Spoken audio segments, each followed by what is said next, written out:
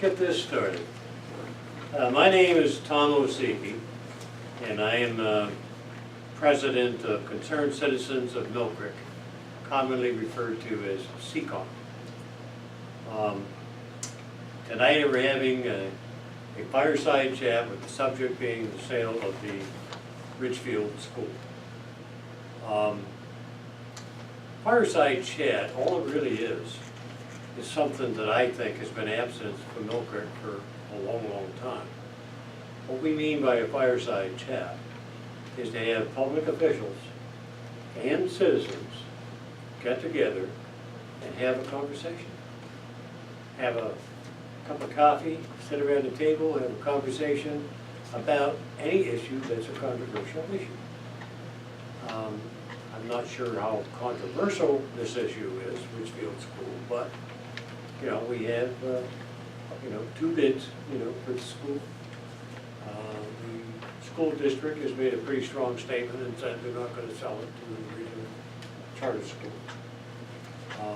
Neighbors have a problem with changing the zoning to commercial zoning. So we have representatives here tonight, and that's what we like to talk about, is simply have a chat. That's it.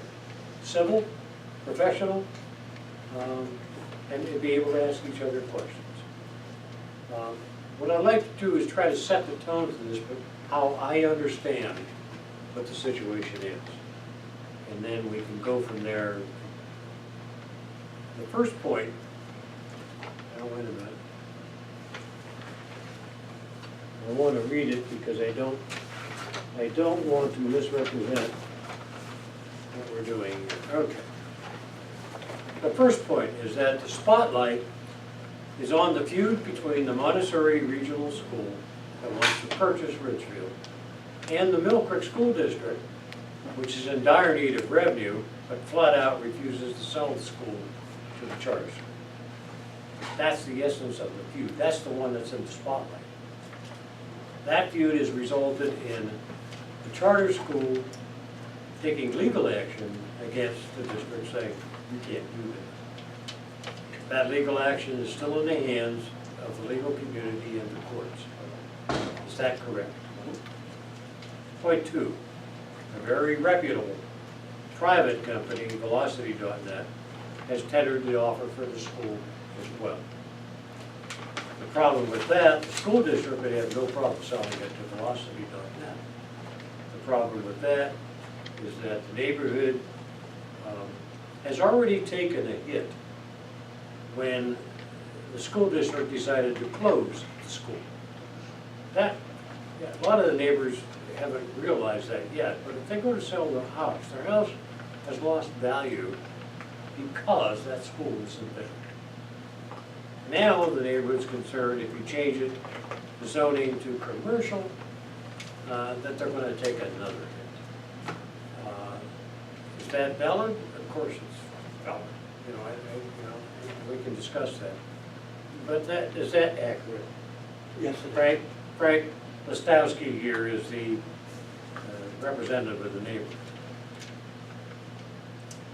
Another point is that VelocityNet is a type of business that we really want to attract in Millcreek. They're a high-tech business, they're a clean, green business. They employ 50 people, well-paid jobs. If they can't get that school, they need to expand.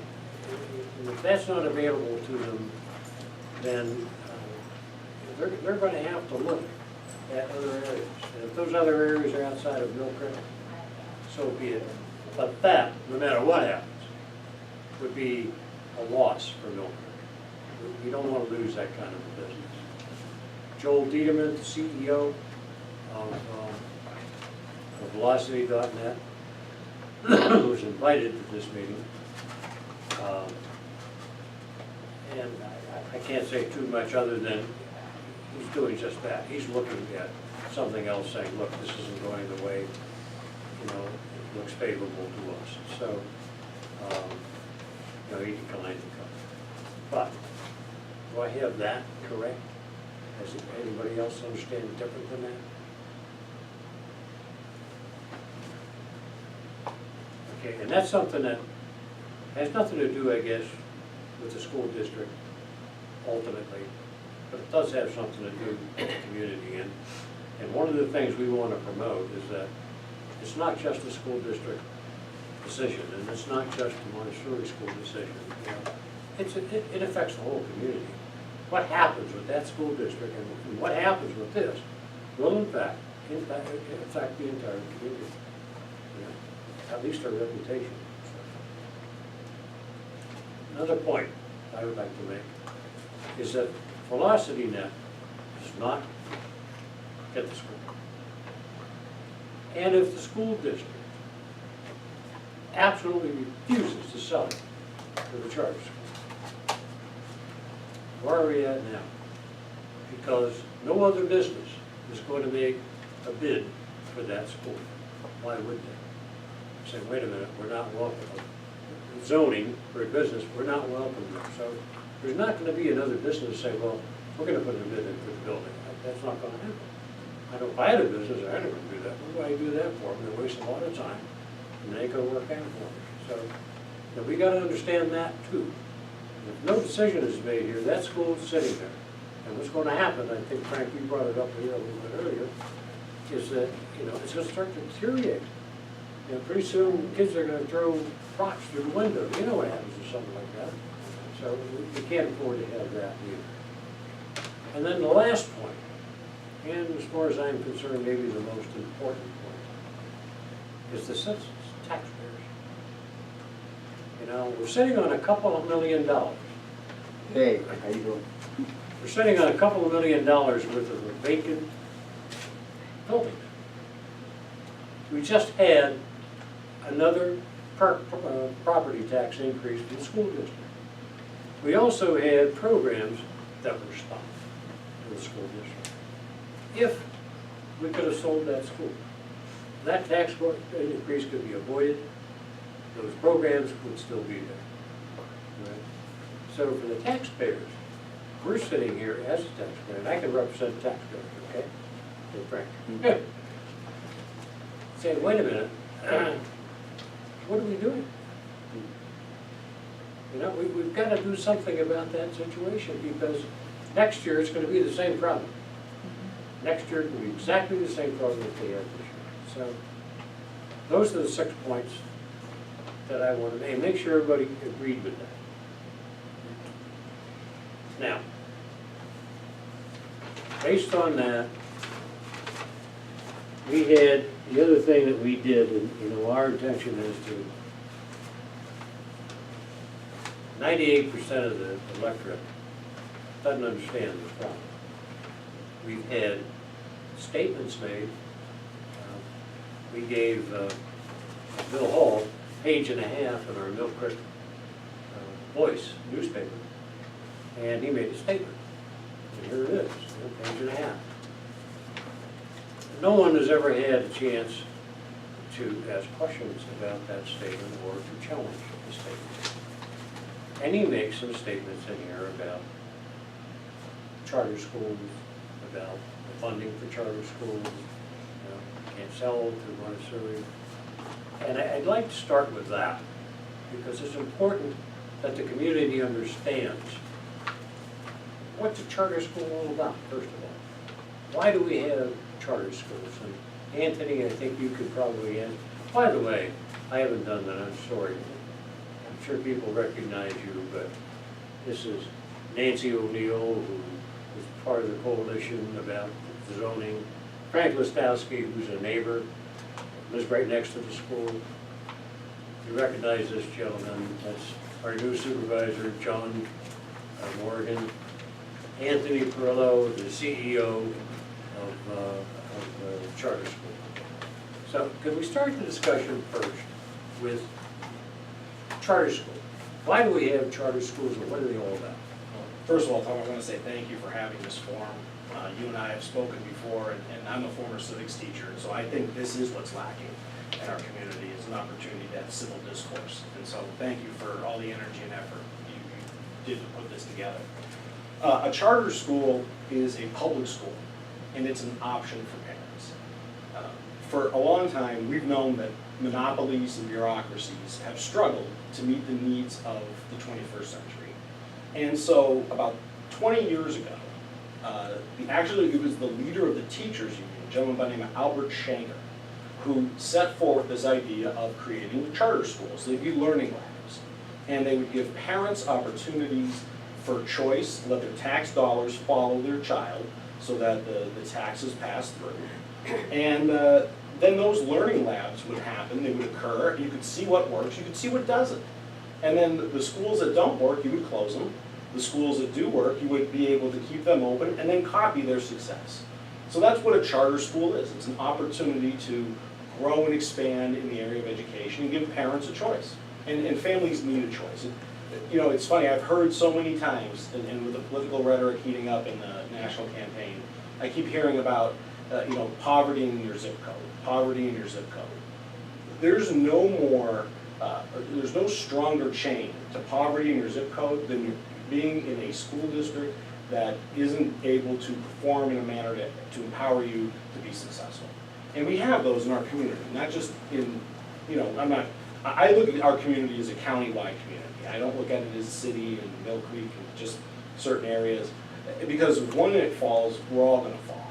And so you have children that are trapped in their communities by their zip code that don't have the opportunity to go to high-quality schools, and that's what charter schools allow you to do. They allow you to not only escape your area or go to the school that fits your needs best, but they also give you the opportunity to experiment and then bring those back. How did the, initially when they set up the charter schools, how did they intend on funding? The way they are is through, there's a pass-through of taxpayer dollars. People don't realize this, but in a school district, there's actually two entities. There's the academic and operations entity that runs the school, and then there's a taxing body. That taxing body is within the school district. And so that taxing body and that authority, I know this is going to sound a little weird, but when Harrisburg built this law, they had foresight and said we don't want it. They actually put something together that worked. They said we're going to go ahead and not replicate services. There's already a taxing body, so the taxes would just pass through the taxing body, which is in the school district. But in theory, the taxes could pass through any taxing body and then come into the charter school. Again, on a per pupil basis. If the children don't come, we don't get any money. So, does a school district, let's say Millcreek School District, I mean, I've heard the number $12,000 it costs them per student. Approximately. One way or the other, is that the income, the revenue they get per student is $1,200? What they have is the money they spend per student in what's called regular education is approximately $12,000 per student. And 70% of that transfers to the charter school. They retain 30% for transportation and for any judicial costs that may be required. Okay, so what the school district's problem is then, they're saying if a student decides to go to a charter school, they're losing that $8,000 or whatever it is, $8,400 per student. They're losing that money. That's where they're saying it's costing us money? It is, but it's a really antiquated view of the world, because they're acting like a monopoly, and you can't have anybody else can have access to the funds. What's happened is the entire system that we built our nation on, the positive competition and spirit of doing it better and trying to do it better so that you can attract customers to come into your organization and use what you're producing. They've now applied it to schools. And that's why schools are getting better. I remember when I taught 10 years in a school district, and when charter schools came out, it scared a lot of people, but it didn't scare the teachers. We knew what we could do. It scared the administrations, because now they're going to be held accountable and other people are going to have options. And what we saw in our school district at that time was better quality. All of a sudden they started paying a lot more attention to the students than they did before. And so you've seen them raising quality in the school districts.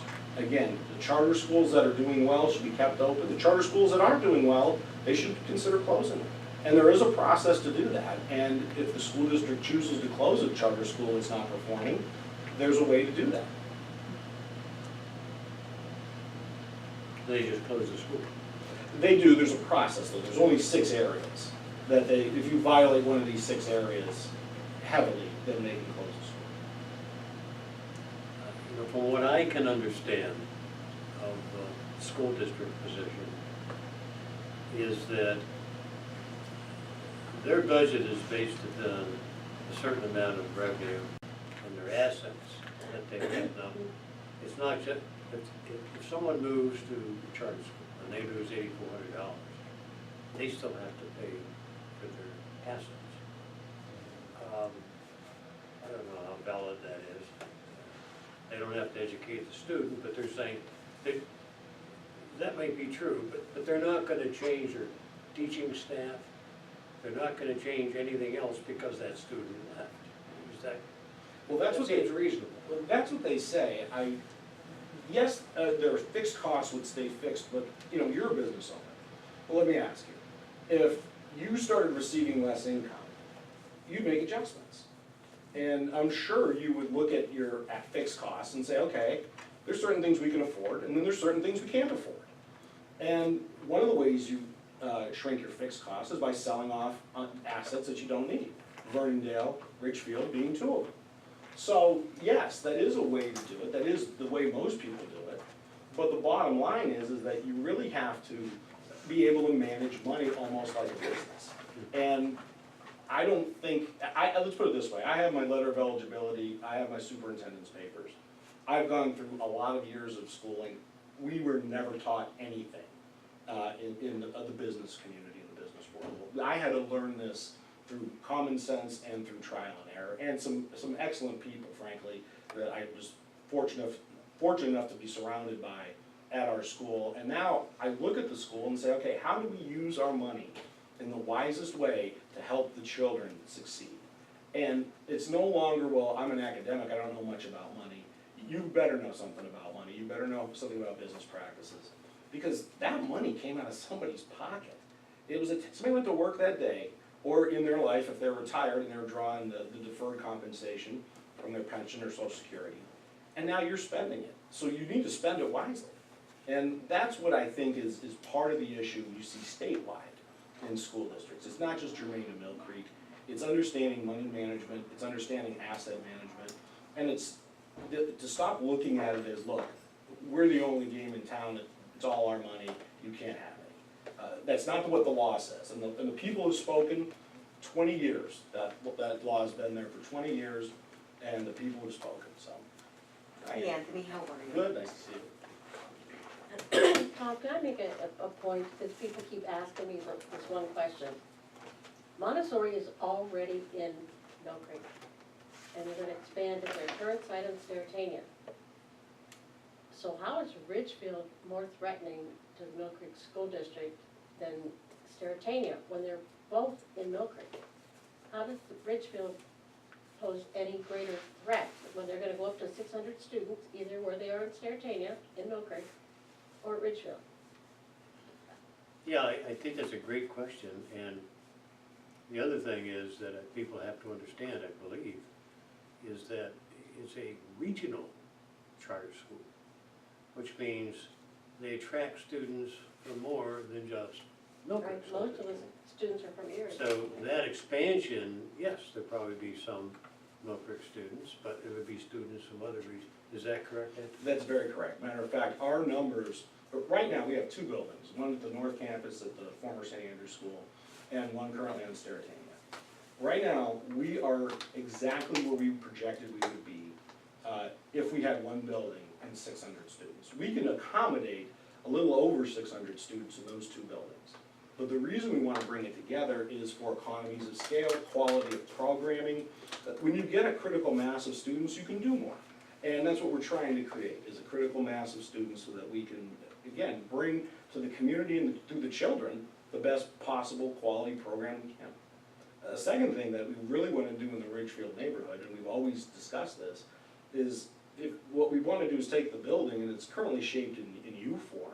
We want to turn it into a square, And then we wanna develop the park with the community. We wanna ask the neighbors what they'd like.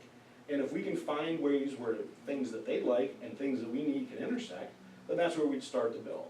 And, you know, there's a lot of green space there, we'd leave a ton of that, but also we'd put some other areas in there that would really enhance that community and allow it to retain its value and allow it to be attractive to the next buyer when they come through.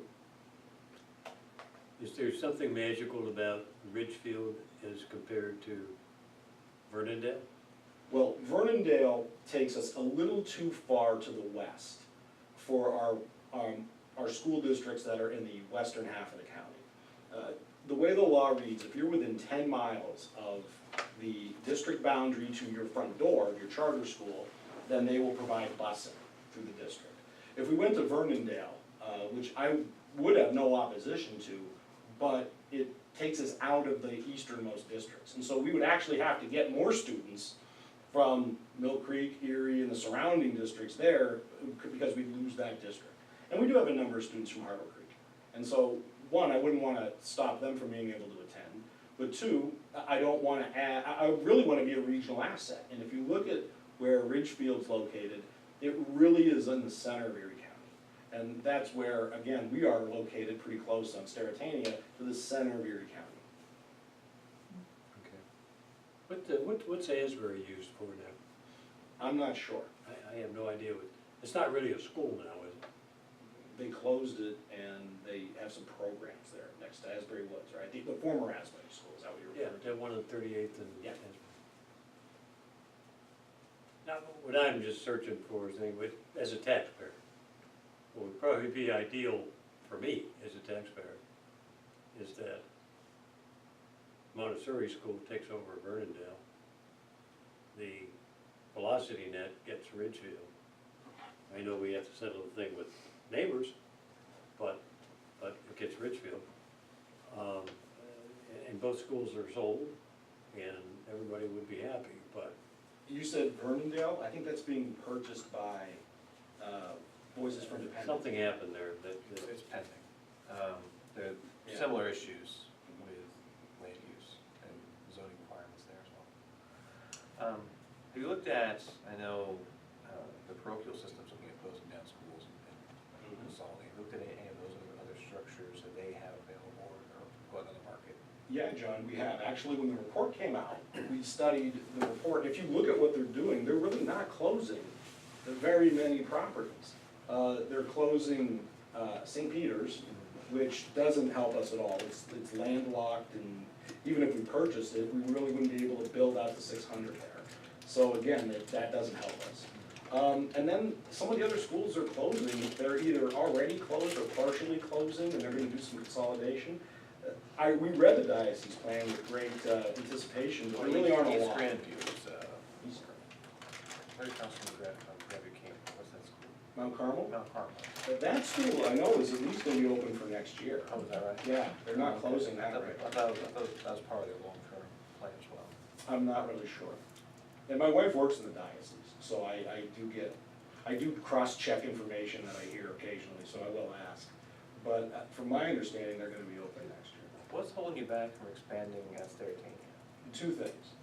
First and foremost, there's a piece of that park we don't own. And once you have setbacks, Oh, yeah. you literally don't have any room to build. Now, the Millcreek School District owns the property next door. So, you know, again, that's something that they actually, one of the board members on the former board told me they wouldn't even think of selling us that. And I was, well, fine then, you know, if that's your position, that's your position. Second of all, there's a height requirement there. There's actually a limit on where you can have for building height there, so we couldn't even take it up. And then third, the building isn't in terrible shape, but it needs, there are no major updates in it. The windows have not been updated since the 70s. The boiler system has not been updated since the 70s. When you look at Ridgefield, you have boilers, roof, windows, there's still a warranty on the roof left. All of that is still, it was all done in the mid to late 2000s. Well, I know you probably don't have the information offhand, but do you have a ballpark of how limited you are by that setback? You're saying? Yeah. How limited are you? Very limited. The piece of property actually is, Would you literally have to build past the parcel line? oh yeah. And, well, part of it too is the Millcreek ordinance for schools and parking. Something that was brought to our attention is that elementary schools have to have the same number of parking spaces as the high schools do. Now, for high schools, I certainly understand why you need that, kids drive. Right. But the elementary schools, nobody's driving but adults. And so, unless we had bicycle parking, you know, we could count those spaces and put 6 bikes in one spot, we would never even be able to get the parking.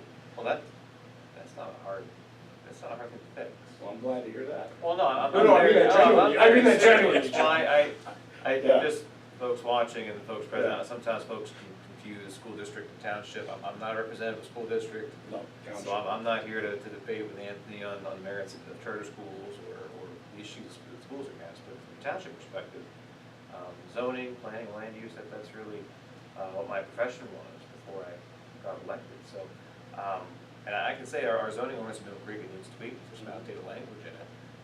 So if there's things that are holding you back at the existing location, there's nothing I can do as a township supervisor to compel the school district to sell Richfield to Montessori. But if there's a way for us to help resolve this in other fashion, if there's language that we need to adjust, if there's a land development variance you might need us to consider, if you need us to testify before a zoning hearing board, support a variance, we might be able to do those kinds of things to help you get around those, whatever's holding you back from a local ordinance perspective, you might be able to adjust that. I can't promise anything, but I'd certainly look into it if you give me specifics on what you need. Well, first of all, thank you, because to offer help to an organization that's doing the right thing in the community is well received, so thank you. People don't say that often enough, for elected officials who offer that.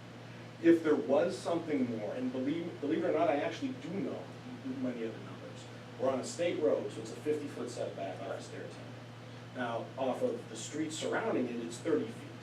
If you drive by the building near Stairtown, there's a doctor's office, and the street is named, I believe, Bud Street.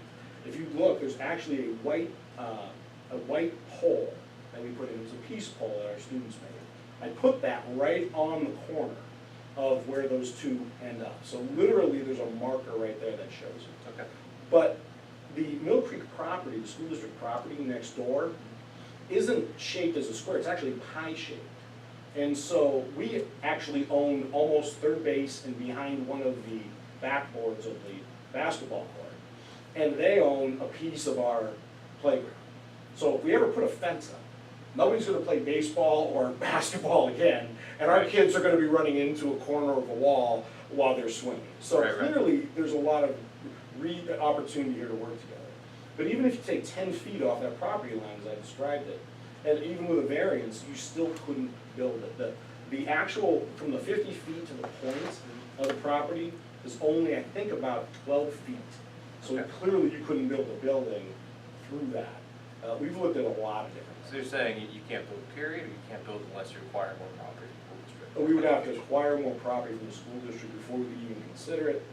And then the cost, again, we're talking about a $6 million taxpayer savings. When you're talking about roofs, you're talking about boilers, you're talking about windows, especially when you're talking about the rates that schools have to pay, public schools have to pay, those are big ticket items. Can charters tap into, again, I'm not in education, Go ahead. but my understanding is that school districts can tap into either state grants or state loans or special kind of capital improvement fund. That's called plan con.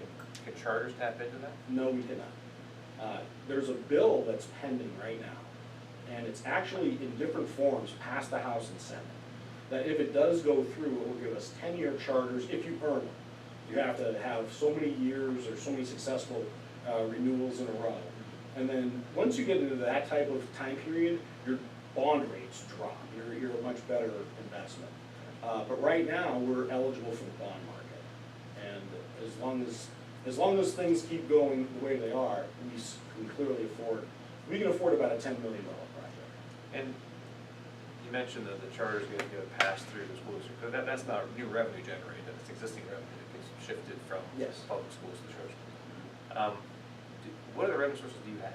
Or is that the sole revenue source for the charter? Is that pass through, or are It's- there other kind of fundraising campaigns or Yeah, we fees do that that. families pay? Or? The families don't pay tuition. It's a public school, it's free. We do have some fees they pay for extracurriculars. Those are nominal. We really do take a position that we can't build a building off of a dance program after school. Right. And we want our families to have that money in their pocket so they can take their kids on vacation, they can get their kids what they need. Because that will, believe it or not, do more for that child than what we could do the extra $5 or $10 that we would charge for that. But we do receive federal funding, direct federal funding based on socioeconomic status of students. Like school districts do, they receive that as well. They keep 100% of that money, and we keep 100% that comes to us directly on a per pupil basis.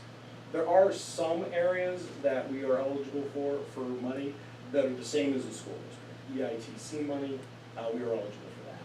And we are in the process of, we built a foundation that just came live in May, so now we're eligible for some EITC money. But nothing along the lines that we're talking about to build a building. It would enrich and enhance. Yeah, are you considered a nonprofit? We're a 50, yeah, we're a nonprofit entity. We're a 501c3. Are you eligible to apply for, Community Foundation just had a big award today, Yeah. or the Gaming Revenue Authority has funding set aside for nonprofits, some of it's educational. Are the charters eligible to tap into that kind of community nonprofit fund? Believe it or not, we're not. Because if you notice in both of their, both of the bylaws of those two organizations, public schools are not eligible. And we're classified as a public school. So, no, we can't get into Plan Con. No, we can't get funding from these sources, but the school districts can't either. Some programs may be eligible, but the school district itself cannot.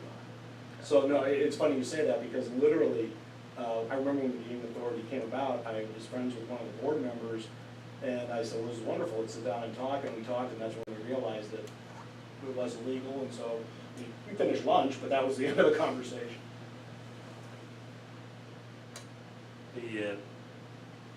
One of the questions I have, Anthony, is, are your teachers under the same contract as the school district's teachers? No, our teachers do not have a contract, and that's by choice, by their choosing. So you're not imposed with the same problems they have with the teacher wages and wages and pensions, and you're not affected by it? Well, no, we have a lot of that. We have the same pension. We have the exact same pension every public school district has.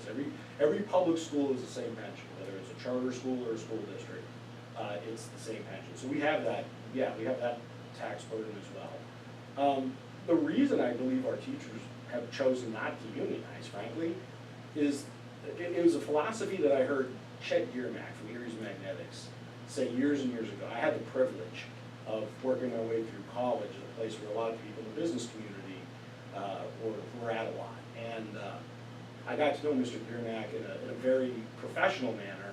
And later on, when I was a teacher, they ran a program called ACES. And teachers went into businesses to learn what the business community needed from education. And I went out to Erie's Magnetics with a group of teachers, and we were just stunned at what a great environment and culture they had. And I had a friend, his father worked out there, and he told me, he just raved about it. And we asked, Mr. Giermack, why aren't you unionized? And he said, we give them everything they could get in a union and more. And we do the same. We give our teachers everything they get in a union and more. And I was a union, look, I was in the teachers union for 10 years. This isn't a criticism of any kind. I was actually trained by PSEA to negotiate contracts. So I really do understand the entities and the needs in some places where the culture is political and that they need that kind of protection. But we don't do that. We're not a political organization. We recognize that if we acted like a bureaucracy, we'd be gone pretty soon. So we're a hybrid. We're a public entity with public trust and public funds, but we have to operate them with business sense and business smarts. And if we don't take care of our children, they're gonna go, and so are we. We will be gone. So you can run the Montessori school, and in fact, I don't want to say necessarily profitable, but you can make ends meet on 70% of what the school district. Yes, we can. And our teachers are paid comparable to the county, to countywide. We don't have a lot of administrative costs. when I left my office tonight and came over here, there were other administrators working too, and that was at 7 o'clock. We're thin administratively, and we're not burdened with a lot of debt that's been kicked down the road from 30 years ago. We're able to keep our debt is really, really low, and that allows us to maintain healthy margins. If we were to go into debt to do the building, it'd have to be a 30-year project because it'd be a 20-year bond. And if it didn't last 30 years, 10 more years at least past the bond, then we'd be in real financial trouble. But we know we can afford a 20-year bond at $10 million. And as long as we can do that, and our students will stay the same, we'll be in fine, we'll be in good shape. So as far as you're concerned, and I think the majority of people in this room are concerned, the school district should sell to the regional school. I believe so. It would do two things. One, it would be an asset that would come off their books. They would take the money and be able to plow it right back into their programs, into their budget. Two, it would enhance the neighborhood. It would improve the value of the neighborhood the day it was sold to us, versus if you did it with a business, and even a good business like Velocity had. I don't want to vilify They're them. excellent business. Yeah, they are, and I have a lot of respect for Joel Luderman. I know Joel from before all of this. Our kids play basketball together, and his wife and family are delightful. So this isn't a personal attack or anything along those lines. But if you put a business in that neighborhood, it's going to deteriorate the neighborhood. Even a great business. If you put a school in that neighborhood, it's going to bring it up.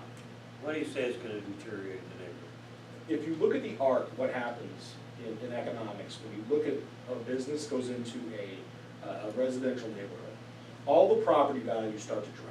Because people don't want I to. have to disagree with you, that's not true. Well, go ahead. If you put a detrimental business in, I've been doing urban planning for I know 20 you years, have. So I'll tell you. I've been this, teaching economics for a long If time you put too, the so wrong go ahead. kind of business, I can tell you there's been studies of reuse of school buildings. Mhm. If you put certain kinds of uses in there, you're absolutely right. But if you put the right use, it's context sensitive to the community. Mhm. What you can actually do is attract more professional, well-educated, let's say, middle class folks to move into that neighborhood, to have shorter commutes to their jobs. So to say that you're gonna deteriorate a neighborhood Mhm. because you're turning a building into a business, it's not true. And Well, I'm I respect gonna you and tell like you. It's not true, and I can But- tell you that But I if will you, disagree. if you make sure that you're not impacting quality of life through pollution, through noise, through lighting, through traffic, you're not gonna see property values drop. What you are gonna see though is if you allow a building to sit there and rot, if you allow a building to sit there and deteriorate, like we're seeing at Richfield, like we're seeing at Burtondale, that's gonna impact your residents quite a bit. So Well, let's go through this a so little if you bit. wanna come back later, I can bring you my reports, you can bring your reports, but to demonize a business. I did not No, demonize you And it. to use scare tactics to say that if it's not your school, you're gonna deteriorate your neighborhood. Oh, my No, no, goodness, There's no no. data. John, I like it a lot, but I'm gonna lay this one right out. One, I didn't demonize that business whatsoever. I said this. Well, no, having a business in a residential district at all. Well, I mean, let me there's finish. mixed-use developments all The across one the thing country. Tom did say is that he wanted a civil discourse, and interruptions not civil. I apologize. So, and you're a good guy, so I know it's not personal. But the bottom line is this. One, I didn't vilify the business. I respect the business. Two, maybe you'll get a few folks to move in that neighborhood as a result, but you're not gonna get the majority. What will happen is because of the way that neighborhood's designed, that neighborhood was literally built around the school. They put the school there, then built the community around it. If you rip the school out of there, which has already been done, and that's not even a point of discussion at the moment, the property value will begin to drop immediately, as it already has. Putting a business in there is not gonna plug that hole. Even a nice business, even a business as you described. But here's the real issue afterwards. Once that business is gone, and I have to tell you, John, I don't know if you saw the drawing, the original drawing they put in. I saw it. What you're describing is not what is gonna go in there. They actually have a strip mall that was designed to go along 32nd Street in their original drawing, which they withdrew and then put back in without, and then set offices. So there's a little more depth to this than just meets the eye. So if you put that into that property, you're one, not gonna plug the original hole that was pulled out when the school came out. The property value is going to continue to decline. Two, it's now rezoned. So, in a few years, Velocity wants to sell it, or whoever owns it, actually, that whole entity, because it's not just Velocity buying it, it's actually a group of people trying to buy it. Joel just happens to be front and foremost. If that group comes in and sells it, now anybody can put anything in there that qualifies within the zoning. 3, if you look at the way, like I said, the original design was, there's gonna be a lot more action. So while I agree with you in an academic context, there are opportunities for the right place and the right time. This isn't it. But I'll tell you, I do agree with the idea of letting it rot. I think it's a crime that we aren't able to sit down in a room, and I have not had the ability to do this with the Millcreek School District at all, even though as recently as April, third week of April, I sent them very nice notes saying you're a new board. We've never had an opportunity to discuss this. We just left a court hearing that frankly I think is gonna come out pretty favorable for us. And so I was trying to, again, say, look, let's sit down in a room, work it out. We all can walk out winners. The community walks out winners twice. The school district walks out winners. We're able to walk out winners. And like I said, I like Velocity. I think everything about them is excellent. But putting them in there would not increase profit. Well, Anthony, I can tell you, I'm well aware, everything you brought up, I served on the Millcreek Planning Commission for 4 years, I did see that drawing. Okay. And the reason the drawing was taken out was because of us and the Planning Commission, saying it's unacceptable. Good job. The Planning Commission that I was on, we also voted down the rezoning. We did not recommend rezoning. So, it doesn't have to be rezoned to be reused. I agree with you. It does not have to be. There are other alternatives besides rezoning, or special exceptions that we're considering right now that would allow the zoning hearing board to, which, if you're not aware, Vernondale right now is going in for a variance. Variance is to allow a very specific use into a structure within the context of the current zoning, with restrictions put in place by the zoning hearing board. So there can be restrictions such as hours of operation, restrictions such as how much traffic can be generated, restrictions like having to put some kind of a screening if you're a neighboring residential property. The same kind of restrictions that we put on a commercial district that is next to a residential property. So there are other alternatives besides just rezoning, and I don't disagree with you. In the event that property was rezoned, you're opening up about 18 different uses. Uses that on the planning planning commission, I can tell you, we heard the residents' concerns. We had before Velocity, we had process data automation trying to get that structure. And I can tell you, on the planning commission, I walked the neighborhood. I actually met Mr. Laskowski while I was walking the neighborhood. It wasn't when I ran for office, it was 2 years ago when I was on planning commission. And I talked to all the neighbors. I walked that neighborhood for 2 nights straight. And the biggest concern that we heard in the planning commission was losing that park, losing the green space. So the planning commission were the ones that said, you know what, you can't develop it that way. We also suggested that schools were to sell the property, to actually subdivide the property, to keep that green space in the hands of the public and not sell it to a private entity, to keep the park alone, which the school district took our advice and moved forward. So I apologize for my tone, and I apologize for interrupting you. But Anthony, it's not black and white. There's other things we can do for compromise, other things we can do to address the issue. And I don't want to frame this as it has to be a school or else everything's going downhill. The 32nd Street right now, it's not a neighborhood street. There's 5,000 cars a day on 32nd Street. 5,000. And 300 large trucks. It's actually state road itself. Similar to Saratoga. So it's not like Vernondale, where it's in a neighborhood, off the beaten path. It's on really a collector road for the community. And there's also other facilities that aren't traditional residential areas right next to it. We've got a group home right behind it. So to say that you've got a school, it's in an alcove, it's surrounded by subdivisions, isn't exactly accurate. It's really not. It's on a state route with other non-residential uses around it. So I'm just throwing it out there that it's not as black and white as what you described. There's gray area and there's room for compromise. Well, John, I do respect your position, I do respect your opinion, and I agree with you that there's room for compromise. But the kind of uses for that property to be able to enhance it, a school, a fire hall, a church, absolutely. Those are those same kind of properties. You put those 18 uses in there that you were referring to, and you're gonna have that property value. Right, and we didn't. Exactly. And we won't. And that's, well, then that means this whole velocity deal is dead. Because in order to qualify for that, they have to be rezoned. Or, no? But they haven't, well, they haven't asked for anything else. Well, what I'm telling you is, there's a variance procedure. I know, yes. Which is what But we they- advise doing right now for Ferguson. Yes, but they didn't, they were advised of that too, and chose not to do it. They're doing it right now. No, not Bloomingdale, the other. The Ridgefield property. Well, I'm talking about VF5 right now, it's a process. Yeah, absolutely, Very that, process. and what I'm saying is, the group that is trying to buy Ridgefield was advised of that opportunity as well, and chose not to take it, because it would reduce the value of that property for resale. So, it's a $3 million commercial property, it's a $1 million public property. Well, there's also a special exception, which is we're exploring right now. Planning Commission started discussing it last month. What a special exception is you can list certain, for example, Velocity, which is pretty low impact business. There's no retail sales on the property, there's no manufacturing on the property. It's an office space that operates during other business hours, let's say 8 to 5. Has an AM and PM peak, same as a school would. Generates the same amount of traffic as a school would. It's a very similar professional use. You could say, well, the zoning hearing board has the discretion to allow that if it meets certain conditions.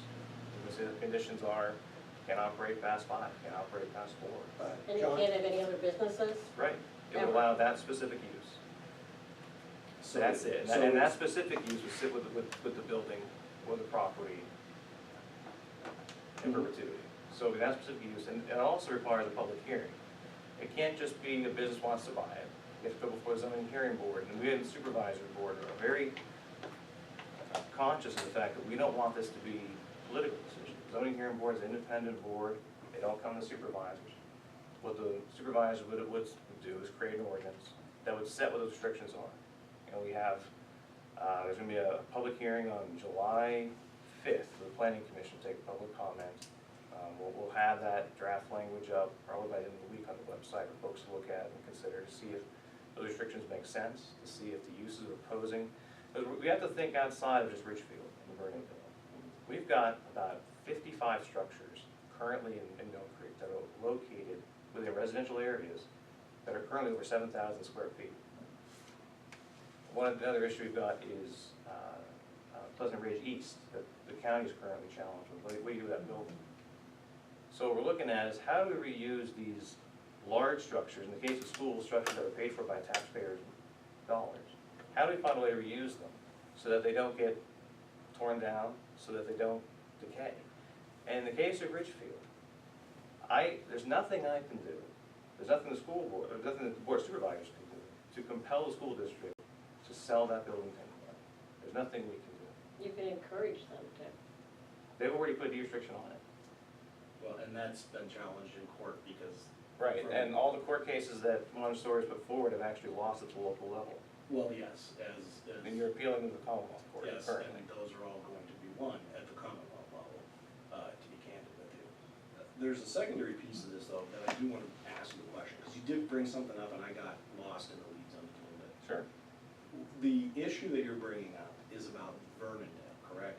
The issue Or I'm bringing up is Is this township-wide? township-wide. So the new changes that are being proposed are township-wide or specific? Township-wide. Okay. Township-wide, it would be a change to our ordinance to allow what's called a special exception, which means, for example, right now in a residential district, basically, you can have a church, you can have a school, you can have houses, and the different density of houses, that's about it.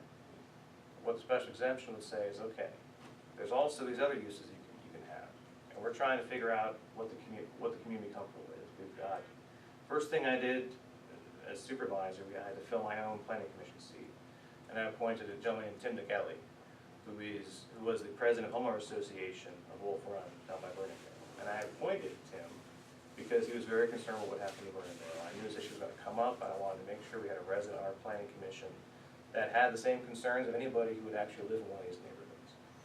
And he's been very open to working with the supervisor, working with our staff to try and figure out what these limitations should be, what will be acceptable to his community as he sees it, and what kind of limitations we should be considering to make sure we protect our neighborhoods. I can tell you, whenever I have a developer come in and ask for a rezoning, the first thing I tell people, my priority is to maintain the quality of life of our residents. That's the priority that I place on my role as supervisor. But my second priority is making sure that we have local businesses in Millcreek that can grow and thrive. Locally owned, homegrown businesses. And making sure we have an environment that they can succeed in. And the very last priority I have, and sometimes bigger developers don't like this, is I don't have a particular need for more grocery stores or more big chains in Millcreek. I want to grow local products in our community. I want to grow local businesses in our community, and I want to do that in a way that's sensitive to our neighborhoods. So that's my position on these things. And I think the special exception is the way we can do that. Because it requires a zoning hearing board to actually have public hearings. Whenever a structure, whether it be a school, an old church, an old medical facility, it's a residential district, if there's ever a purchase to go through, a potential for that to become any kind of a non-residential use, they have to go and have a public hearing, the neighbors have a voice, and can, basically, a zoning hearing board is a court. And they hear the case and they rule on it. And I think that's an appropriate way for us to figure out, on a case-by-case basis, how we solve the problem of these really unique situations we have with these large, over 7,000 square foot structures that are residential districts, but can't really be reused for residential purpose. And that's what we're pushing right now. So, John, this could happen in anybody's neighborhood then? Is what you're saying? That if this change Mill Creek wide happens, that any neighborhood in Mill Creek could be faced with the same issues now? When you buy a property, it's zoned a certain way, and that hits the value of the property, and you know that. So now you're saying that the zoning in everybody's neighborhood is negotiable versus, what I'm saying, versus keeping it where it is, where people have bought and invested? what I'm saying is that larger structures that are at risk of being in situations we have right now, of dilapidating in place and rotting in place and not being put to productive use, will have an opportunity to be reused. At the expense potentially of the neighborhood that bought in at the zoning that it was there. I don't agree that it's at the expense. I don't agree with your premise. John, I've got a question. I didn't want to interrupt just because I was listening to everything you were saying. I do have a fact that I don't think you've been told about, Okay. and I know is for a fact. I don't talk unless I know it's a fact. And this was told to me by Velocity Net CEO sitting right in my house. It told me that he is gonna, if he gets that property, he is going to 3 shifts. Right now, where they're located at over here behind Giant Eagle, they are running 2 shifts Right. at 50 employees. If he gets this property, they plan to add 25 to 50 more employees. All right. They will be working 3 shifts till 11 o'clock at night. Now, don't know where you live. I don't know where any of the people live. And I don't want to know where they live. That's not my business. What my business is that I have talked to people that have been in that business and got out of it. He sits in my house and wants to buy me off. Am I lying about this? No. You know what he told me?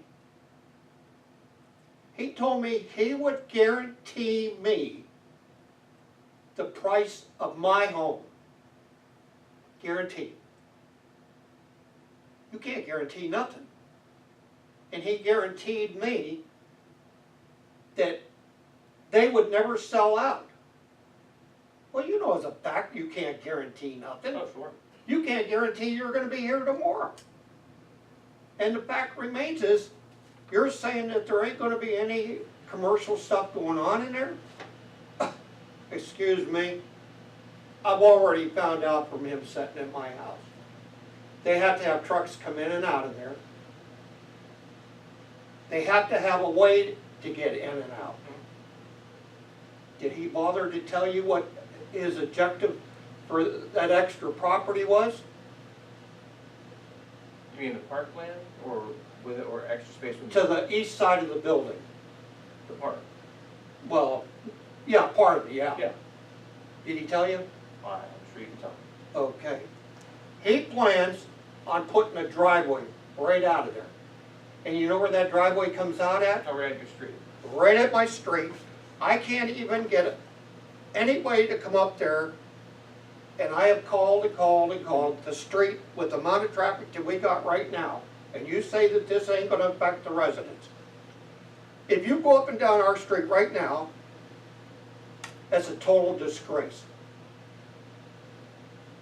Oh, well, Frank, I think you might, maybe it wasn't clear, maybe I misunderstood. I'm not saying we're gonna rezone the property. No, I know that, but I'm just, But what I'm saying, the concerns you have about the third shift, what I'm saying is that we would put restrictions on hours of operation for any, so if that's the case, if he wants to run 3 shifts, that wouldn't be the place for him to go. well, here's the other thing. You know how much I'm being heard? 0. I was interviewed here, what, an hour ago? I've been interviewed after your meetings, school meetings, and Mr. Osiecki, as a resident of West Line Street and by Richfield School, what do you think? And I tell him, and I try to be blunt and, you know, to the point. Well, I believe it'll take down our property value. That's it. And that ain't it. I brought up a lot of good stuff that they don't put up. You know why? Because this is a lopsided deal. And this is the only way, thanks, he's not going to play. But this gentleman, of getting us together, and okay, so it's only a handful here tonight that are hearing what I got to say, that from the time I met you, and I backed you, I told everybody to vote for you because I thought you really represent us. But the fact remains is, I got a petition right here. Oh, sure. And every one of those people, you know why they lived in that neighborhood? And some of those people that I got on here have lived in that neighborhood a long time because there was a school. Why do you buy near a school? Because property value. You know it's a good neighborhood. And right now, I'm telling you, you look at what's going on in this county, in this city, and it's starting to push towards Millcreek. You start adding businesses in neighborhoods, you're going to have problems. Because right now, in my neighborhood, since this has come up, I can count 8 houses already that went up on the market. I can count 3 properties right now that aren't doing nothing, just sitting there. Want to know why? Because they're waiting to see what's going to happen to Ridgefield. It gets zoned commercial, and we lose property value, and you said you don't, but you do. These 3 places that I know of are within walking distance of my home. And you know what they're all talking? I talked to the 3 of them. And they're talking that they're gonna sit back and wait and see what happens there. Because if that can be a business, well, by God, we can go in here, we can go down the street here, and we can go over here. They are doing nothing with those homes because right now they don't want to rebuild them or, you know, fix them up. Because right now, if that business goes in there, why would you want to try to sell a house when there's a business? I talked to these people that have got their houses up for sale. They got young kids. You know why they're moving out? Because Millcreek doesn't care about the residents of Millcreek. And that's a fact. You guys can go to talking again, but I'll tell you what, I've lived in that area 38 years, and I've lived in Millcreek 41 years, and it's got to the point it's a disgrace. When I moved into Millcreek and I come out of the military, you want to know how good Millcreek was? You could drive from Erie into Millcreek and the roads were good. During the winter, the streets were clean. You'd drive into Erie and man, it was all you could do to get around without chains on. Well, you know what's funny now? Is I can't get up and down 32nd Street. I get to Erie Street there on 32nd and it's bone dry. What do I hear from the school board who doesn't want to sell this property? I want to spend $600,000 to build a sports program to compete with prep. We don't need to compete with prep. My God, I don't know if you were to that meeting or not, the coach got up there. And I'm speaking as a taxpayer too, like all of us. He gets up there, I need to expand my office, I need to expand the weightlifting room, I need to, and then they said that the kids need to park on the other side of the street, which is gonna cost $60,000, which they already spent, because it was unsafe. No, it wasn't unsafe. They wanted to put the sports complex over there for $600,000. I mean, come on, if the people in this town don't start, this Millcreek Township don't start doing something,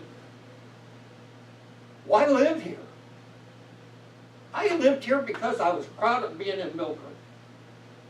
And I'm serious about that. When I come out of the service, I grew up in a small town, and I always came to Erie in the Millcreek area, because that's where everything is. And you want to know something? It's all changing. I can give you a residential area that isn't even a residential area anymore. You know why? Because it went all business. There's only 2 houses on that area that's left. And I know those people, they won't sell because they lived there all their life. And the one house, I'm going to tell you, is fantastic. And they wouldn't move, but like the guy said, he goes, everything went downhill. He said it was one piece of property, one piece of property, one piece of property, and the next thing you know, that guy, he might as well live there. He's never going to be able to sell that house. He's almost going to have to give it away. And that's, you know, that's what I'm looking at. And you can't say I'm wrong because, I'm sorry, people when they buy homes, look at what's in the neighborhood.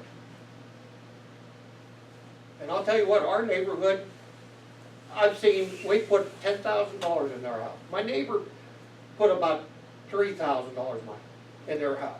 Guy across the street. I mean, people from the time I lived there till today are what made that a neighborhood, and they took it away from us. And they even want to take it away from us more because the school board, when they closed Ridgefield, and they closed the other school, and this was right in the paper. I wish I'd have cut the article out, but I never knew this was going to happen, is we made a mistake. That came right out of the school board's mouth. We made a mistake. We should have kept one of them. But they sold them both. Well, we use Ridgefield for storage and other stuff. That's a joke. They never put anything in there. Nothing. So, I'm telling you, if you value where you live, and it's a residential area, and I never knew that West 32nd was a state road because I've never seen one state plow on it. And if it's a state road, That was state plows, yeah. it has to be maintained by the state, Yes, sir. and it's not. Well, It's not maintained by maintained, Millcreek. it's maintained by Millcreek. That's a fact. I don't want to argue with that. I know it, I've lived there 38 years, I've never seen a state plow on that road. Okay. You tell me what the route number is, Off the top of my head, I don't have it. because there is no route number on it. Okay. You know, I like you. I like the guy from Velocity Net. I have nothing against anybody, but I sat here and I'm hearing the same thing over and over and over. And I'll go home tonight and I'm gonna hear the same thing on the news that I heard every other time.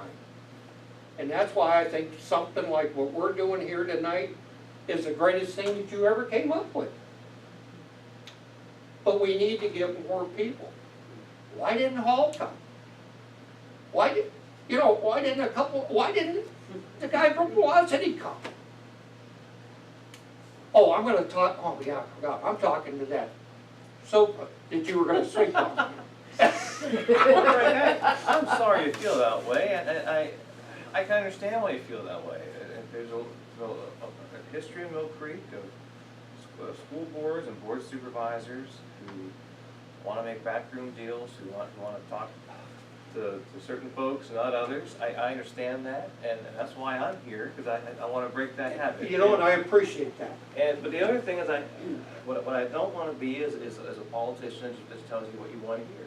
And I've been telling you that when we first met. I know. And I can tell you, your concerns aren't falling on deaf ears, Frank, because the planning commission, we didn't recommend. I understand that. Well, I just want to make everybody know that the planning commission didn't recommend rezoning. We heard the neighbors' concerns about that. We understand that. But Well, I can tell you, I've had conversations with members of the school board about other issues recently. You may have heard You about might that as well too. talk to a wall. I can tell you, I've had conversations aren't very fruitful with those folks. And I didn't run for school board. The residents of That's a Millcreek mistake I elected, made, I should the have. residents of Millcreek elected me supervisor. I know.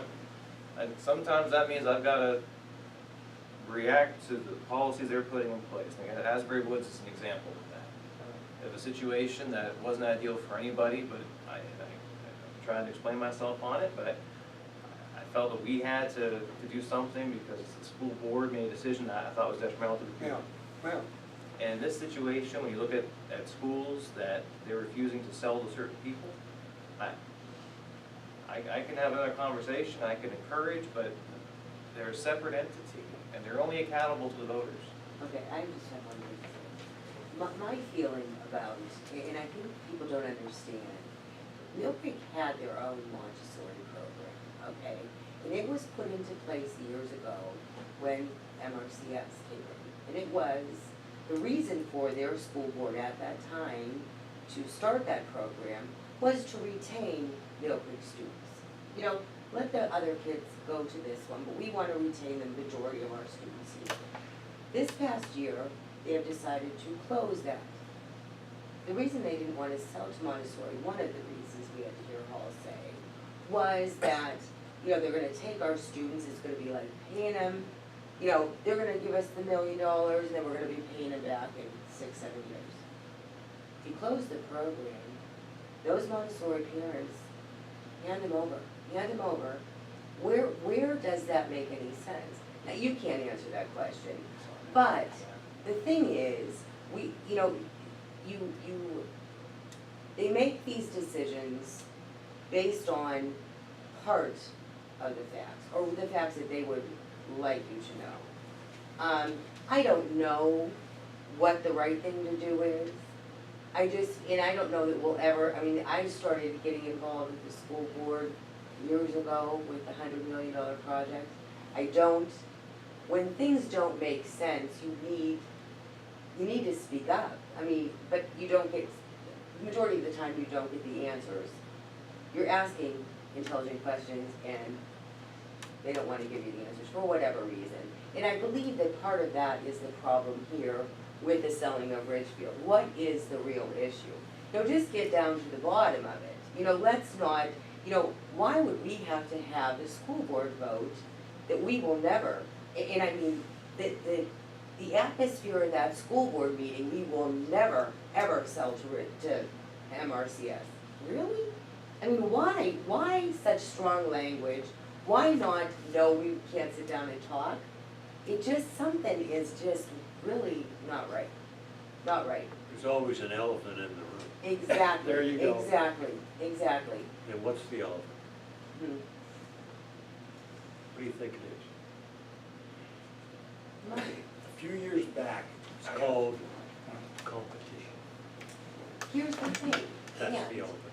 well, but, here, why not, Bill Hall? You have Ridgefield, you have Vernondale that are sitting. Open up your Ridgefield, sell Ridgefield to them. You open up Vernondale, and you know what, do it better. Do it better, do it different, whatever, okay? Not close the program, and I'm not gonna sell to you, and hand them all over. It doesn't make any sense. Doesn't make any sense. A number of years ago, I had the privilege of working for somebody who was elected to state office. And I'm not gonna name any names, but this individual's got one unbelievable sense of humor and is a very charismatic individual. And one day he said to me, "Anthony, my boy, follow the money." He said, "That's when you'll find where your issues are and your elephants in the room." And I have my theory, I have my philosophy. I just look at the last 10 years of the way the board's been managed and the way the board has worked. And I make it a habit of not criticizing other leadership because I know sitting in my chair, there's information I get that I can't share publicly. It's illegal to share a lot of information publicly for personal and human and HR reasons. You can't do that. But I know that you've had turnover in the superintendency, you've had turnover in the board, you've had turnover in administrators, and we have the same problems. So I don't know, but there's a constant in there somewhere that's continuing to create this kind of atmosphere. And you're right, Ann, to say that, literally, you know, here's something that I don't think everybody realizes. The School Boards Association, 20 years ago, vehemently fought the existence of charter schools when the law came out. Do you know we're partnered right now in a lawsuit for fair funding? We worked together on the Fair Funding Commission, that Fair Funding Commission that passed just recently and was signed by the governor. The Pennsylvania School Boards Association and the Pennsylvania Coalition of Public Charter Schools, I'm the vice chairman of it, we worked together. And we're on that committee to develop the fair funding formula statewide, and the governor has passed it. A Democratic governor passed by a Republican House and Senate. That's compromise. We're also involved together in a legal matter together, not on other sides of the table, together for fair funding in Pennsylvania. So when you bring groups together that are not traditionally together, for example, school districts and charter schools, you see the incredible things we can do. We didn't have a fair funding formula in this state since the existence of the state, but now we do. And why? Because we came together and worked together to do it. So one day I'm hopeful, I'm still optimistic, that this philosophy is going to trickle down into our community and do more of that. Because when you bring groups together that are like-minded, it's not like Coke and Pepsi competition, it's like Olympic competition. You're telling me the USA team, the track and field team, all work out in individual places? Of course not. They work out together and push each other to be better for the common good. That's what we are as competition. We're not taking kids. This isn't about money. This isn't about power. This is about doing better for the community with taxpayer money. And when that philosophy gets through to everybody, then I think you'll see great compromises and great opportunities happening. You won't see issues like this Ridgefield issue in the future, because we're never going to change our philosophy. We're always going to be community-minded. Like I said, literally a few weeks ago, I sent them another letter offering them the opportunity to sit and talk after a court hearing occurred and frankly was showing not to have gone their way. So I said, let's talk. I could wait for that court hearing to come out, and then now I've got a hammer. Instead, I gave an olive branch instead. I said, let's sit in a room like professionals and work this out for the benefit of the community. The amount of money that the school district has lost, I can talk about this. They were spending approximately $100,000 a year to maintain vacant buildings. On top of that, we had the ability to go another $500,000 above our initial asking price. So So it's been 3 years that building's been vacant, that's 300,000. The 500,000 by not negotiating with us, that now has them at $800,000 out of a $1.6 million deal. So they're already lost 50% of the money they could have had for textbooks, or programs, or computers, or other student needs, band uniforms, you name it. Then, that doesn't include the fees for the realtor transfer. That doesn't include the legal fees that they're paying, which are much higher than many legal fees we pay, because we don't pay the same price for our lawyers. And at the end of the day, they're gonna lose, they'll be lucky to get 20 to 30% of the value they could have gotten out of this, instead of sitting in a room and talking it out and winning. I want the Millcreek School District to be winners. They have children in there, they're professional educators like myself in there. I root for them. I'm happy when they do well. I don't look at them as they're getting it and I'm not and we're jealous. We do really well too, and that's okay. We can all do well if we work together. And it's not uncommon. It's happening in Harrisburg recently, of all places. It actually is a model in Houston, where the charter schools and the public school and traditional districts work together, and their school districts are taking off. So again, this is a model that is ready for the next level of replication, and we're here standing ready to do it. We've proven ourselves academically, we've proven ourselves financially, we've proven ourselves as people who care about the community, and we're ready to continue to participate with that. And we'll find willing partners to do it. Well, you know, I think that one of the things that can come out of a meeting like this is that, I mean, the school system, the public school system, is an entity unto itself. And you guys are doing stuff that none of us are aware of. John, as a township supervisor, is looking at the community in a different light, in an important light, you know. But all of that is funded by Joe Orengia and by by Sandra Lee Orengia and by Frank Osiecki, and, you know, we're the ones. And I can verify what Frank is saying.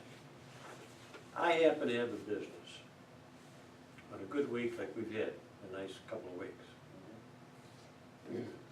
I'll see 2,000 people come through our business, car wash. They come through our business. They know I'm involved with some things to do with Millcreek. So they come in and they talk to me. You know? And I try to tell, I had lunch with Bill Hall, I've had lunch with John. I've had lunch with a lot of public officials, and I'm trying to tell them what the people think. Exactly what Frank has been saying. And they sit there and they tell me, no, that's not true. To hell, it's not true. It is absolutely true. And public officials, I want to look into the camera when I say this. Public officials have got to start listening to the people that are paying the tab. And that's the average citizen. And, by the way, we are one hell of a lot smarter than public officials think we are. We really are. And this community, in my estimation, has tremendous problems looking into the future. And I know, John, you agree with that. And I know you're doing your damnedest to try to meet those challenges. And I don't mean to be disrespectful to anybody, but there are no public officials that are smart enough to deal with the problems we're dealing with. And what we need to do is we need to have a partnership between public officials and the private sector. We need to have a partnership between public officials and people like Frank Listowski. And I'll give you another 1,000 people that are just like him. And they come into my business and they're so frustrated. Why do you think we only have 25% turnout in a local election? What is the cause of that? 75% of the people that are registered don't even take the time to vote. Why? Why? I'll tell you why. Yeah, doesn't make any difference. That's what you hear over and over and over. Now, if I were a public official, that would bother the hell out of me. And what I'm trying to do here tonight with this fireside chat that I call, is something that every public official ought to be doing on their own. The Millcreek supervisors ought to be going, you can't have you used to have a supervisor meeting once a month, or 4 times a month. They did, Right. yeah, last year they did change it last year. Now, they stopped it to 2, and their excuse is people don't care. No, that's not what it was at all. When people went to supervisors' meetings, nobody listened to them. When they go to school board meetings, nobody listens to them. I've been to 1 school board meeting and I swore I'd never go back, and I never did. It's ridiculous, right? So that's what's bothering the taxpayer. You know, we ought to be in a community where, you know, we want to talk, we want to sit down, we want to chat, we want to raise that or the people that vote, the percentage of voters to 50% or 60% or 75%, because people are believing in the community again. And that's the problem. People like Frank say, hey, wait, he's been complaining for a couple of years. Who's listening to him? Well, we've got all this on videotape. And we're gonna put it on, and one of the things about this is that we can't ask citizens to go to a supervisor's meeting or go to a school board meeting if they wanna learn anything. The school board and the supervisor board ought to be going out to the community and saying, look, we wanna educate you about this. Some of the things you're saying, John, about the zoning. Yeah, I'm sure that, you know, Frank and a lot of people are reasonable people and they wanna listen, but somebody's gotta be talking to them. It's not enough that you know it. Oh, well, that's why I'm here though, Tom. I mean, I'm here to talk about that, let people know that we want input on it. Yeah. That's why I'm here tonight. But ain't that funny that you're the only one to show up? Well, he's a start. So That's what I maybe, mean. You know, Well, if he doesn't do it, then. But you wanna maybe, know what was yeah. said by one person? And I ain't gonna mention their name or nothing, because that's wrong. But a person made a comment, I can't come because election time and I don't want this being held against me. And I'm not mentioning any names, but that was put out, my neighbors heard it, and they go, Frank, why do you even bother? And I'm like, because I care. I mean, you know, after a while, when you start seeing places go, and people leaving your neighborhoods, and your businesses close, because what does Millcreek have to offer? I mean, you look at Erie, and the outlying area, Leslieville, Harbor Creek, you realize today, we're not even up to where we were. Wanna know why? Because we're pushing everything away.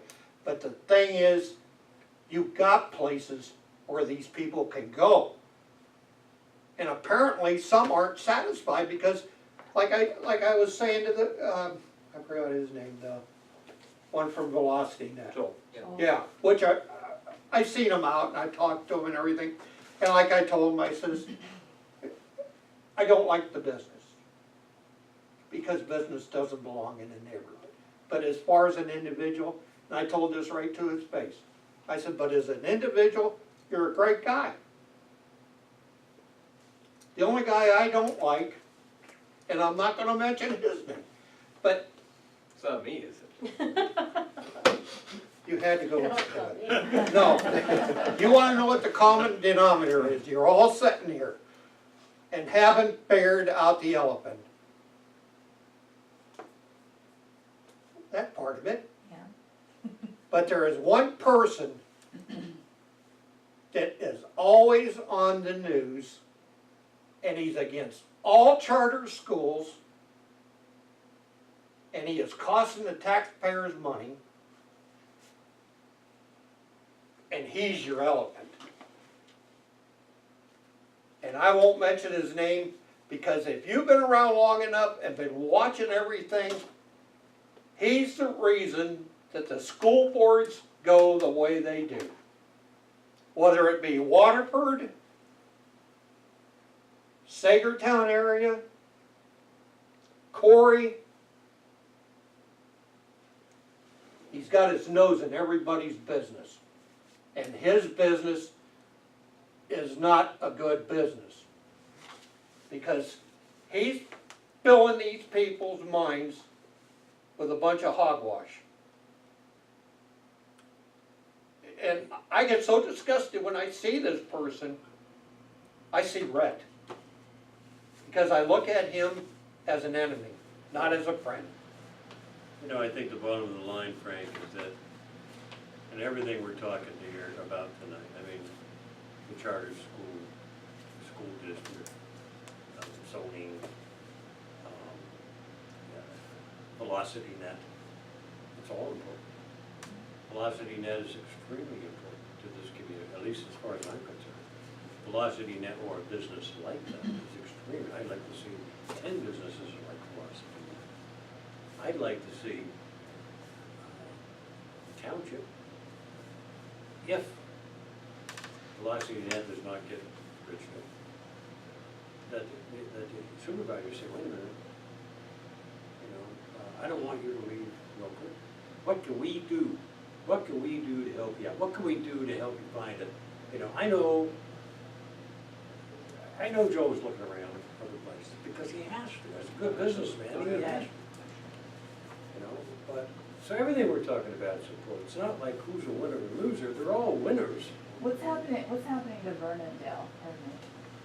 Nothing? Well, I can say right now it's going with Vernon-Dale, Voices for Independence. They're a nonprofit that helps, for anybody watching may not be aware. A nonprofit that works with the disabled community is looking to purchase the property. They requested a rezoning last year from the planning commission, and then we recommended against rezoning. School and the board of supervisors voted against rezoning as well. But the same reasons that the folks around Richfield had concerns with rezoning. At that meeting though, our planning commission meeting, almost, I would say probably 95% of the residents who came up concerned about it were more so concerned about rezoning. And almost every resident came up and said, you know, we have nothing against BFI. They're good, they provide good services. We're not concerned with them, we're concerned with the next guy. We're concerned with what happens if they ever go out of business or move. So that was voted down, and really the real reason I've been kind of pushing this special exception I was telling you about was really to, not because of the Richfield issue, really Vernon-Dale. We had a neighborhood that was open to this, they just didn't want to rezone. So we've been trying to advance this. They had some issues with their current lease. They couldn't wait for this full process, which is probably going to be about, I don't know, 2 or 3 months before this really gets finalized. So they've gone after what's called a variance, which is a much more stringent procedure. They have to actually demonstrate a hardship in several different areas for the zoning hearing board to grant it to them. And they were at the zoning hearing board last month, made their case, and again, the neighbors came out and voiced their concerns again. And then the zoning hearing board, I believe their meeting is next week to make their ruling. They have up to 45 days to make a ruling in those kinds of cases. So I'm not sure where it's going to go. For a variance. A variance, yes. And in that case, the zoning hearing board would say, okay, your use is permitted on that property specifically. And then they can put restrictions on it as well. And they can put whatever restrictions they want on it within reason. You know, they can't tell them what color to paint the building. So they can put restrictions. Right. So that ruling, I believe, is coming out next week. And John, just to clarify, that variance is for that owner typically. No, actually, variances will run with the structure, runs with the property. So Okay, if a so use it is designated, so it stays with that. it stays with that structure in perpetuity, once it's granted. Okay. Yeah, there's a common misconception, folks think it goes just for that property owner. If that use gets granted. So it's transferable. Yeah, that Okay. particular use. But it's such a thin use, you don't have to sell it to somebody just like yourself. Right. Gotcha.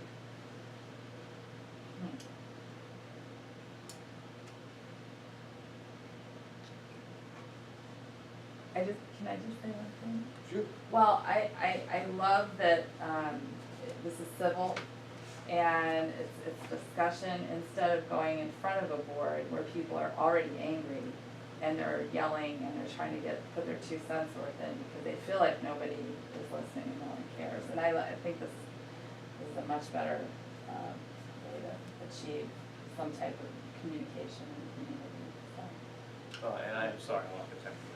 And hey, you know, Hey, look at the love, let me look tell at you the love. something, I backed you too. Alright? And I'll back you again. And you're still doing a good job. Yeah. Thank you very much.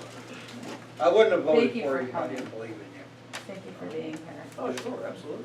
You know, it's, I do have to say this, public officials, people that are considered public officials, it is our job and duty to come out and meet with the public and talk in this way. And I appreciate you coming out as well, Yeah. because a lot of public officials were invited the last 2 nights to 2 really big issues. Yeah, I was And really you're- concerned And you're the only about that. one, and you're the only one at either one of them. I, As an elected official, and I've been told I have to fill out this form because I'm a public official, but still, I look at it as elected officials coming out. yeah, I was It's- really. It's the right way to do it. Uh, And the other issue you had nothing to do with, so you. Well, with that other issue though, it does concern me. It should concern all of People, us, yeah. like, it goes to Tom's point about people don't come out and vote because they don't think the elected officials care. And we've got elected officials in the community that like to get in front of a camera, and they like to spout off, they like to put things on Facebook or Twitter. But when it comes down to really get together with people and be sincere, they don't have time. And when I saw that report, it really bothered me, because I consider some of those guys friends of mine. Yep. And to hear, oh, well, we didn't go because they weren't gonna go, well, I thought the well, same show thing. up, you gotta show up, and, John, I was on that board for 8 years, and if I told you, we brought $60 million back, and that was my committee, I was chairman of the government committee. We brought $60 million back to Erie, Pennsylvania, and all that money is gonna be funneled to jobs. People swinging hammers and using Right. saws and driving trucks around for it. And to think that we're risking $30 million worth of jobs in our community right now, and we can't get some people in a room? That's the part that has me really, I see what it's doing, what it'll do to citizens, I know what it'll do to students, I know what it'll do to children, I know what it'll do to the community, and we're not gonna have 30 million in jobs, it's insanity. So, again, thank you for coming out, and Tom, thank you so much for, I feel privileged to have been invited to come to the Fireside Chat. This was something that when you asked me, I was very excited about. Well, I hope it's the beginning, Anthony, because I don't know what we accomplished here tonight or what's gonna be the result of it. But what I do know what we accomplished tonight is that we recorded the entire thing. And the school And- board missed a great opportunity. Yeah? And it's going to be put on the internet, and I'm hoping, slowly but surely, that people are gonna start to, that they'll listen to it. Oh, and 2 things happen. You know, I think I don't wanna lay blame on anybody, but I think for the school district not to show up tonight is a real slap in the face to every citizen in Millcreek. Oh, it has sent It really a is. very strong must- message. We're having a chat about a problem, and you chose not to come. Well, you know, that's not gonna sit well. That happened when they closed the Joyce Center, by the way. And a certain individual told the senior citizens to shut up. And so, we Not did me. that then too, that was our first test. Our first test was, we had a public forum, and we invited all 3 supervisors. Said, look, we disagree with what you just did, and your explanation for it. And we would like to discuss it with you, and we had a public forum. There's probably 100 seniors there. Not a single supervisor showed up. Now, they thought, I don't know what they thought, but they paid a tremendous political capital for that. You know, Vacationing, I think, didn't want to run anyhow, but even if he did, he'd have been beat. I like to think so. Huh?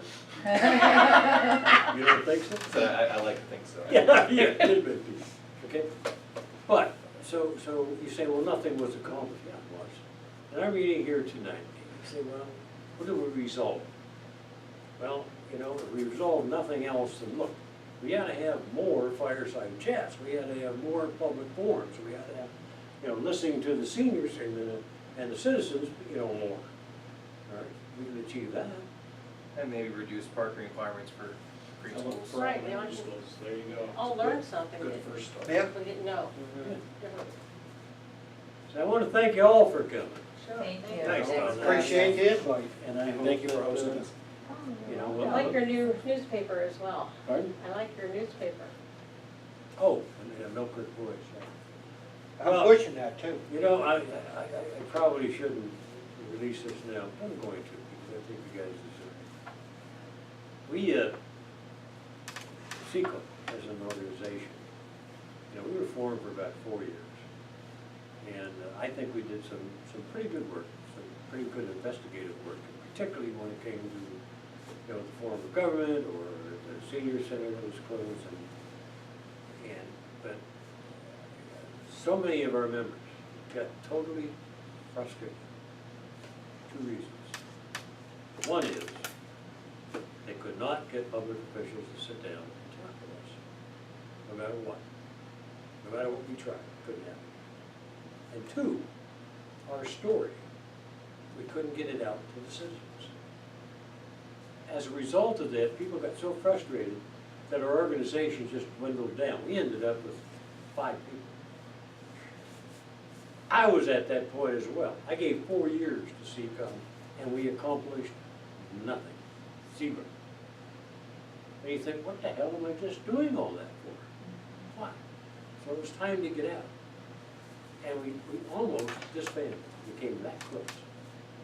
Until we sat down and we fought it. Just a couple of us. Said, wait a minute. We're running into these barriers. And we're frustrated because we cannot run through them barriers. Did we ever think about going around them? And we said, wait a minute, good idea. If we can't rely on, if we want to have a way to get out to the people and let them know what we found out, the only way that's going to happen, have your own newspaper. Control it. Get it out there. And immediately they said, no, you can't do that. There's no way you can afford to do that. Yeah, let's look into it. Guess what? Here's our own newspaper. Okay? The first paper, from a journalistic viewpoint, yeah. But that wasn't our point.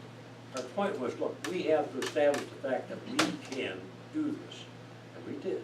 And we can do it over and over and over. So we can get the citizens' view. We can get the Frank Kostowski's view out to the public. Where maybe the Erie Times wouldn't do that before. That was phase 1. Phase 2, Fireside Chat. Okay? If the public officials are not going to invite the citizens in to have a good meeting with the citizens, other than your standard meetings, we'll reverse it. We'll have the meeting, and we'll invite the public officials to us. If they don't want to come, they're the ones that, hey, that's, you're going to have to answer to the public for that. So this was phase 2. The next thing we want to do is we want to start something that I think is very badly needed in Millcreek and covers all the aspects of Millcreek. Start our own Chamber of Commerce. Start our own Chamber of Commerce. It's an excellent idea. It's an excellent idea. So that's phase 3. Phase 1, we proved we can do it, we can do it again.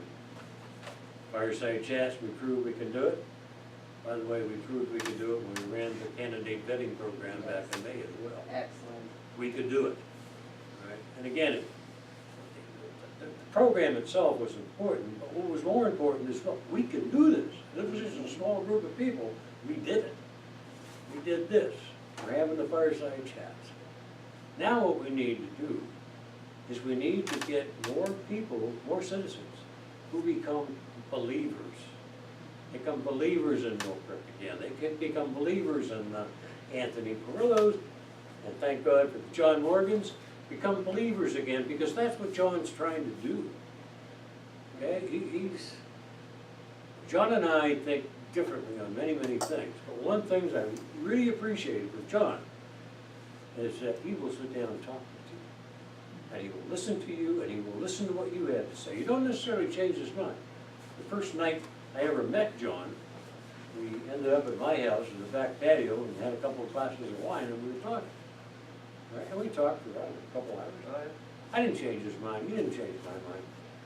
But I had a hell of a lot of respect for the man, because he was a public official that will sit down and talk to us here tonight, you know. So I really believe there's a new Millcreek happening, I really do. You know, it's happening in the township.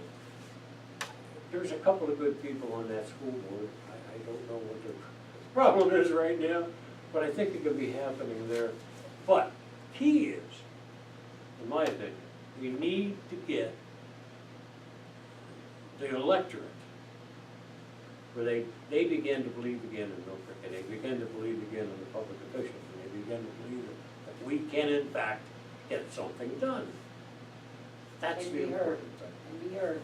So I'm hoping that, you know, I got a nice guy, I never met the gal yet, but she claims that she has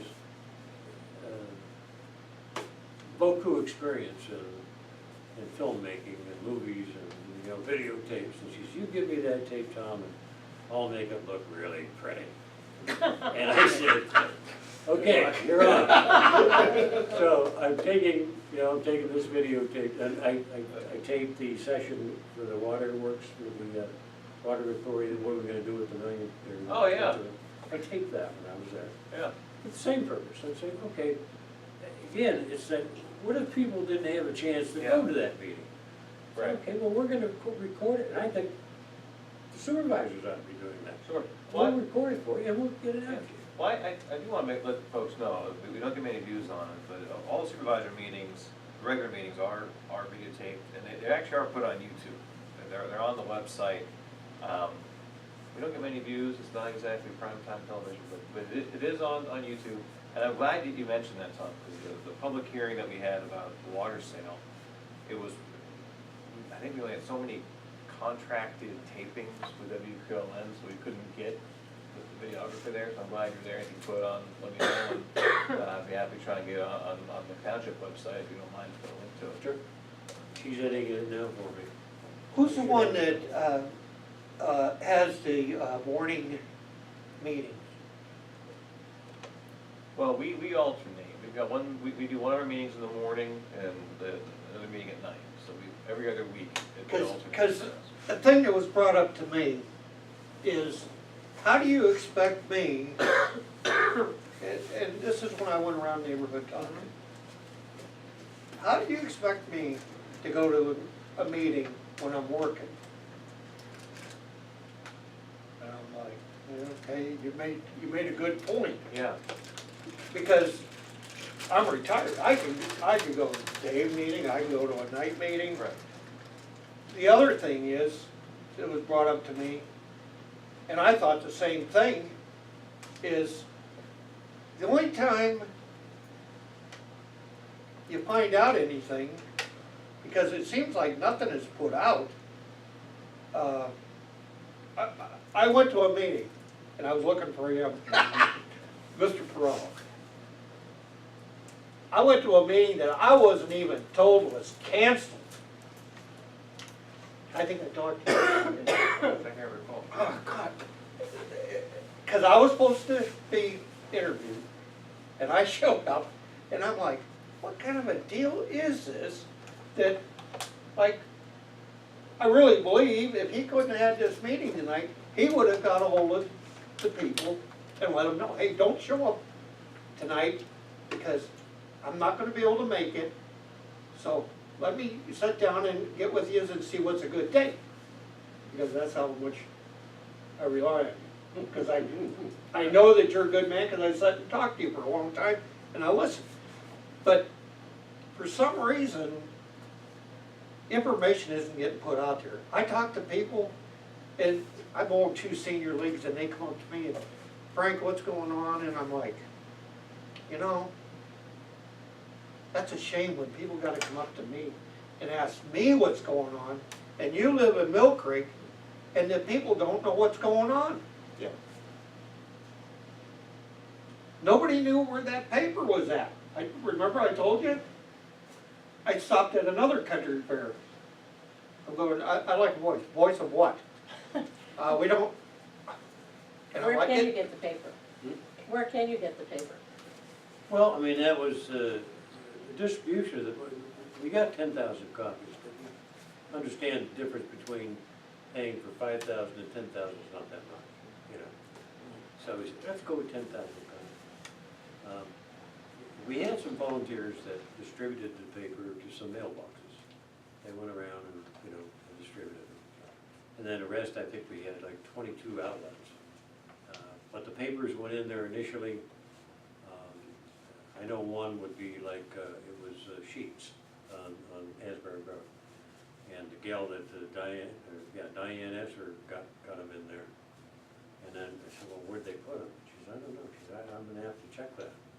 And I'm, well, here they, you know, put them, you know, away in the, it wasn't out with people, you Yeah, know. right. Yeah. So the problem we had was, we didn't have enough people to try to keep them all restocked. And, but we got them out. You know, I still have, we got about 6,000 of the 10,000 distributed. I still have about 4,000 of them. But I guess that was the point I was gonna make here, is that, you know, as we're sitting here talking, you know, Anthony Perillo's got, you know, with the charter school and the Montessori school, and you're involved in education and, you know, blah, blah, blah. And you have to do a good job at that. And John, you know, with the supervisor, you've got, you know, and you do, you have a hell of a load. I mean, you walked into a terrible situation down there, you got a hell of a load. So you got your hands full. It's the people. You know, it's the people that I talk to come into my business. They're the ones that we have to inspire.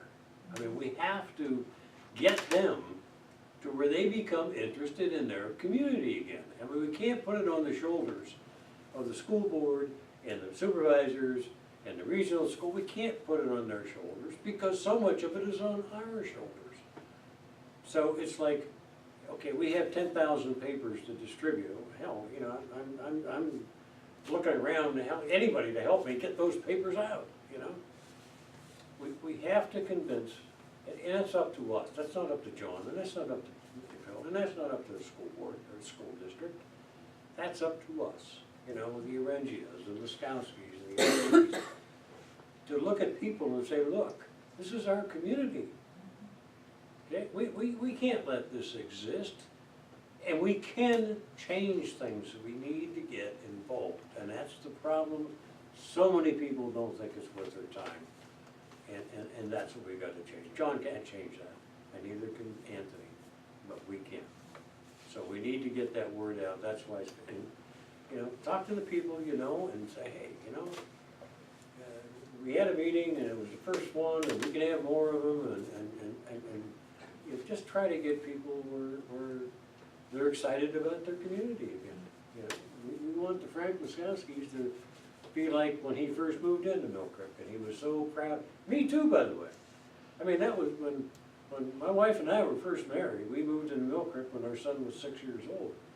But from the time he was 1 to the time he was 6, that was our goal. Our goal was to come into Millcreek. Why? It had a wonderful reputation. Said, by God, we want our child to go to Millcreek School. Okay. Finally, after 6 years, we did. And where did we buy? We bought on Mill Street, just east of J.S. Wilson and Chestnut Hill Schools. Why? Because he could walk to school. That's why. Okay, we paid premium price for that property, but we did it because of that. Now, if you'd have closed that school when we were there, I'd be pretty pissed off, just like these people. When you close that school in Ridgefield, and I don't think the school district even thinks about that. What they thought about was, okay, we're going to save money by closing the school.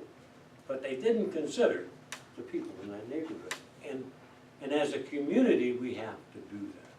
That's what we have to. We have to consider everybody, because everybody has a stake. So that's the message we're going to try to get out. And I hope we all. You're gonna get it out on the news tonight too. Pardon? I said you're gonna be on the news tonight too. They were here earlier and talked to him. Think So that's good. And Yeah. thank you, Oh, did Sandra they? Lee, Okay. for letting us use your facility Yes, here for thank you, this. anytime. We really appreciate it, okay? It was very nice, thank you. Yeah. And thank everybody. Kind of for- Hopefully it gets too big. I'm kind of enjoying this room an awful lot. We'll have to go next door, we have the theater. I was gonna say, this is really, you know, a nice setup. You know how to make it bigger? Yeah. Oh, yeah. Up for refreshment. Yeah, I have more. You